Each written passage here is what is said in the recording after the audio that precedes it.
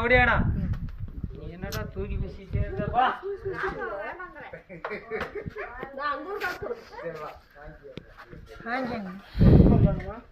சாப்பாடு எங்க காசு போட்டுது கொண்டா முட்டாய் வாங்கலாம் ஐயோ உங்களுக்கு முட்டாய் வாங்கலாமா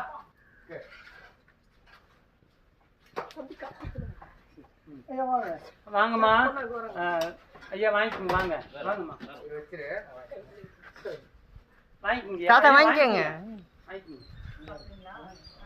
அந்த ஐயா கொடுங்க அந்த அம்மாவுக்கு போஸ்டர் போட்டு சாப்பிட்டேன்